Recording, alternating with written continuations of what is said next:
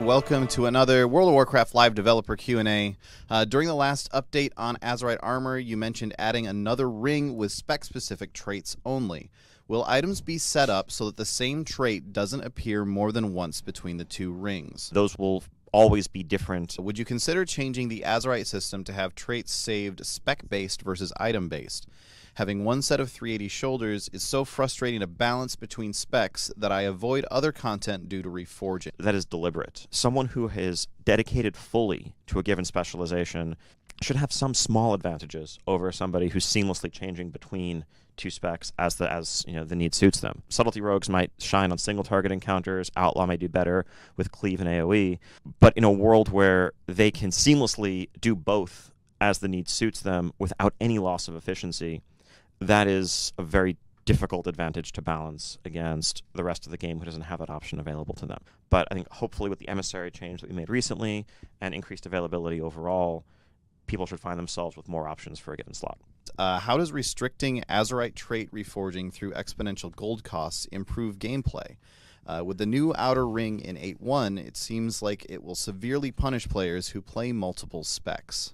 Yeah, if you feel like you need or want to change specs in a long-term sense, that shouldn't feel punishing or overly restricted. The thing we wanted to avoid was turning this into just an extra set of talents effectively with a lot more baggage, where on every boss fight, the same way you might use a Tome of Tranquil Mind and move a couple of talents around in your rows, you also felt, okay, I'm going to go respec all of my Azerite traits to be optimal for this fight, and then respec them again to be optimal for the next fight.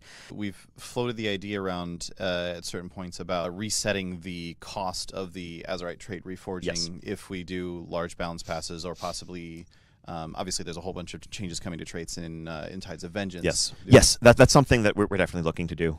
Will there be new traits on Mythic Plus Azerite gear in 8.1 and beyond, or are those of us focusing on dungeons as our only endgame activity stuck with the same ones for 2 years? Going into Season 2, all the existing items will have this extra ring on them with 2 traits, which will include some of the new traits that are being added in Tides of Vengeance.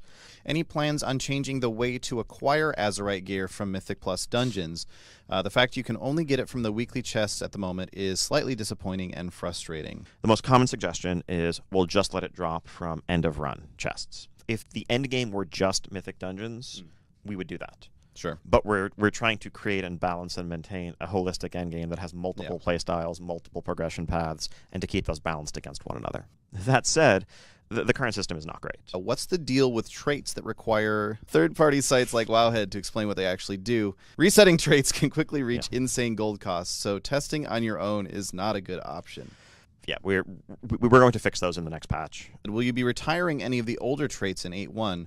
Right now, it just feels like there are so many of them, and the newer 8.1 traits will end up being so few compared to the older ones. Yes, we are going to be retiring and, in fact, replacing some specific traits across various specs that have just been unpopular, less successful design. Are tanks being looked at? It's extremely underwhelming that guilds are mostly looking for brewmasters and DKs because they are way too strong compared to the others. Tank balance is definitely something the team is looking at. I think we're hoping to get some changes out to PTR in the not too distant future there. Resto Shaman are decent stacked healers and abysmal spread healers, while other healers excel at both. We're also the most unappealing Mythic Plus healer. What spec and talent changes can we expect based off the immense feedback you've been given? Healer balance, also on our radar. It is a problem if it feels like they're so far behind that you're better off bringing an undergeared healer of a different spec than a very well-geared, skilled shaman. That's something that we need to fix. On the other end of the spectrum, I think there are definitely a couple of healers that are too effective right now that are also kind of overshadowing others as a result. We're likely going to be targeting this upcoming Tides of Vengeance update for those changes. Guilds and groups have their comp solidified. They've geared up certain classes at this point. They've learned many encounters relying on certain classes. We don't want to just hotfix change that out from under you, and we'd rather give a lot of advance notice as we head towards a major patch. The current PvP meta of everybody having tons of self-heal plus insane burst damage and healing controlling the flow of battle has left quote-unquote rock classes in the dust. Unholy DKs and affliction locks feel useless. Any plans to address? Yes, their survivability is definitely something that's on our radar. We want them to feel a bit tankier. Some recent changes in BFA made them a bit more single-target oriented. We'd like to pull them a bit more towards that multi-dotting place that they're better known for. Separately, sources of healing like survivability, hybrid healing especially, are something that we are looking to continually and more actively. I think we have been via hotfix and will continue to dial back. Will the new Warfront run its cycle in parallel with the current one? So instead of waiting 3 to 4 weeks for a new cycle, you start a new one every 1 to 2 weeks. We want to kick off Tides of Vengeance with Alliance attacking Darkshore right away. So not even contributing to attack, but day one, if you're Alliance, you can jump in, do the intro quest, queue for the Warfront, and go from there. They'll both have their independent contribution cycles. Yes, technically, they could both be active at the same time. In practice, they're very likely to cycle back and forth and be more staggered so that it has an organic feel to it. Any comment on why we still can't queue as raid groups for the Warfronts? The problem with Warfronts is that with a full raid group working together with a couple of tanks supporting healers, full 20-person communication, you would just steamroll the map objectives and get very far ahead of the pacing of the other base building, resource collection, other mechanisms. If you had the whole map controlled, then had to wait 15 minutes for all of your siege engines to build, that's just not a super fun experience. That said, that's something we've been talking about, how and when we can add a new mode for the existing Warfronts that is actually tuned around a raid group. This is something we'd like to deliver. Do you have any plans to readjust the Death Knight starting area / questline for the introduction of new allied races? Not currently. That said, completely understand that if Death Knight's your favorite class and you want to be a Void Elf Death Knight or a Magcar Death Knight, not having that option available at all kind of sucks. We don't have any plans to announce right now, but that's definitely something we do want to address in the future. Are there any plans to relax the unlock requirements around the Legion allied races? So in Tides of Vengeance, we are, I think, roughly doubling the amount of reputation awarded by the various old world quests. How do you think the Siege of Zuldazar raid layout will affect the world first race, since Horde and Alliance will have bosses in different orders? We're currently actually thinking that we're going to call the raid Battle of Dazara Lore.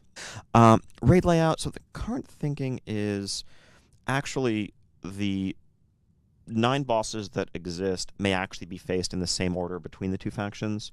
That is to say, for Alliance, they may play through the entire battle and then have the recap of what they missed. Whereas for Horde players, they may actually get their flashback moment actually in the middle of the raid before they then resume and finish off their version of the story. Okay. So in practice, boss 9 effectively may be the same boss for both factions. That said, there are going to be some mechanical differences. There are going to be some differences here between the two experiences. It was really the community that created the world first race and developed it into what it is nowadays.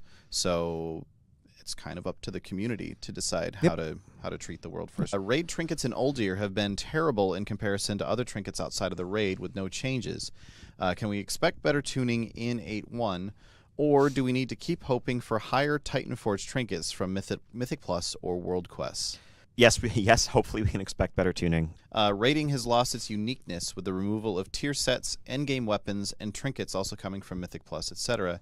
Any plans to bring uniqueness back to raids? It's something we're looking at, just because we don't have 4-piece formal sets doesn't mean we can't have smaller sets, like little 2-piece sets here and there. But each one of these systems should offer some unique and flavorful rewards that aren't available in the others that help differentiate folks who focus on one from folks who focus on the other. Any concrete plans to make island objectives more varied?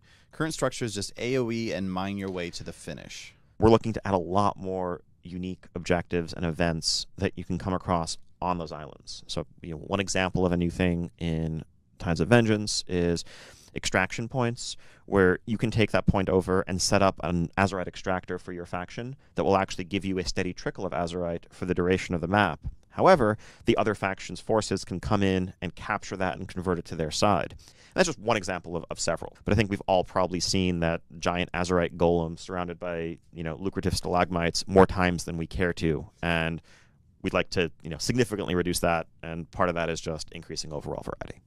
You said that RP servers would not be affected by cross-realm sharding, yet I've seen many servers sharded into Emerald Dream. What's going on? Except for the new zones, they do not shard. They do not have any default cross-realm zone stuff enabled. In the latest content, sharding is necessary in order to keep server stability. And a zone actually just doesn't support 1,500 people all in it trying to do world quests at the same time in the same space.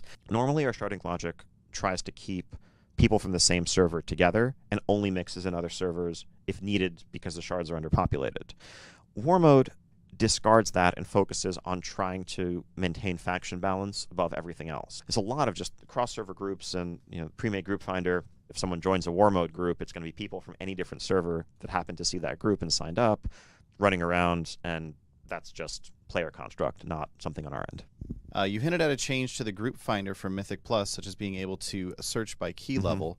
Are those still in the works? Yes. Currently, finishing the war campaign to get the 5th follower takes a while. Yep. Any plans to make it more alt-friendly?